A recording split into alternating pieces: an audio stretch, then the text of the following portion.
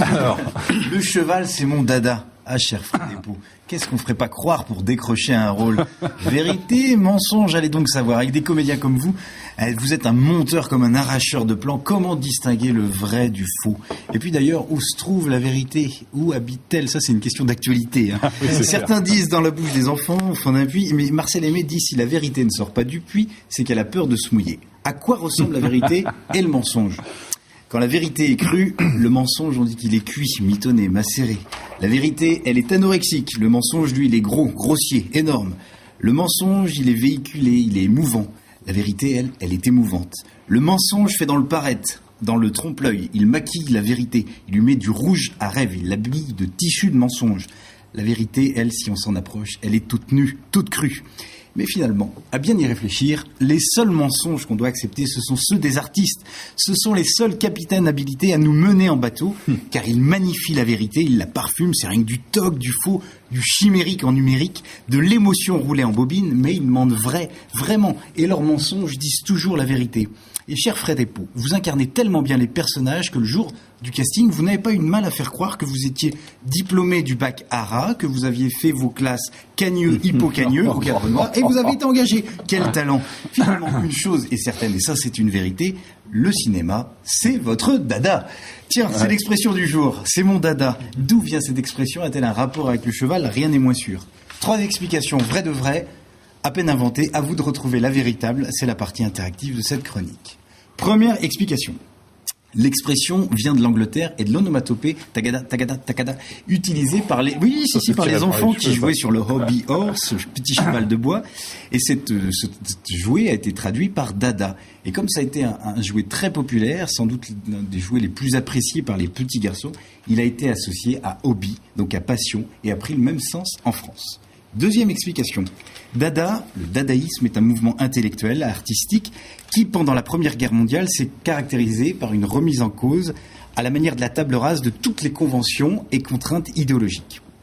Il était de bon ton pour les artistes convaincus d'avoir un dada, c'est-à-dire une œuvre qui permettait de se faire reconnaître par cette mouvance et qui souvent déclenchait des débats passionnés. Alors avec le temps, l'expression, elle n'a gardé que le côté ludique de la passion, le dadaïsme. Troisième et dernière explication, autrefois, du temps des voitures à cheval, les cochers criaient « Dia, dia » pour faire avancer leur monture. Dada reprenaient les enfants. C'est ainsi que le noble animal est devenu dada, comme l'automobile est devenue Toto. Et il est évident que pour l'enfant, le cheval constitue un animal fascinant et c'est très vite devenu son animal préféré, d'où le dada qui a désigné la passion. Alors à votre avis, tagada, dadaïsme ou voiture à cheval? À l'expression c'est mon dada, il y avait 3 propositions, le tagada des chevaux en bois en Angleterre, ou alors le dadaïsme, ou la voiture à cheval avec les cochers qui disaient dia dia. Et c'est cette réponse qui est vraie. Ah ouais. Les cochers disaient dia dia et les enfants ont répété da da. Et c'est un animal fascinant, donc c'est devenu une passion. Très bien. Le cinéma, on le disait, c'est votre dada. Et il en faut du talent, du courage dans ce monde. Vous êtes tellement accro que vous n'attendez pas la signature du contrat pour fabriquer du jeu et habiter un rôle. On dit souvent qu'au cinéma, on entre dans la peau d'un personnage. Vous, c'est tout le contraire. Vous les avez dans la peau. Les personnages sortent de vous.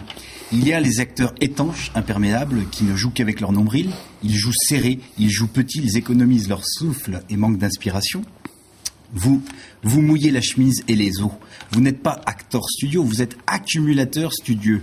Vous êtes un rat d'ego, un sculpteur sur soi, architecte d'intériorité, chercheur d'âme. Vous le disiez tout à l'heure, vous écoutez, vous êtes à l'affût, vous vous nourrissez, vous engrangez, vous stockez. Vous vivez le cinéma à plein temps, fasciné, halluciné, jamais vacciné, toujours dans le feu, action, véritable véhicule moteur. Là, vous réagissez du tac au trac. Acteur en chair et en os, vous jouez avec tout votre cœur et avec votre corps, du gros orteil à la pointe des cheveux, vous jouez des pieds et des mains, du crâne jusqu'au tibia, du sphincter au quadriceps. Oui, je l'ai placé, ça c'est un défilé. Vous frissonnez jusqu'à la moelle, vous jouez avec vos tripes, vous avez le poumon qui s'époumonne, le rein qui s'éreinte, bref, vous jouez, vous vibrez. Et pensez donc, vous pourriez peut-être même jouer un téléphone portable tellement vous vivez, vous vibrez. Et le dada dans tout ça? Mais oui, le cheval, lui aussi, il se donne. Et puis finalement, le cheval n'a aucun mal à se plier aux exigences du cinéma, car hippisme et cinéma sont des mondes très très liés. N'entre pas qui veut. Ce n'est pas blanc poney et poney blanc, comme le dit le célèbre proverbe torfiste, une haridelle ne fait pas le partant. Le cheval, il travaille, il se dépense au corps et sans cri, il prend son fourrage à deux mains. Une écuyère, matin et soir. Mais attention, ce n'est pas en se droguant qu'il devient un crack.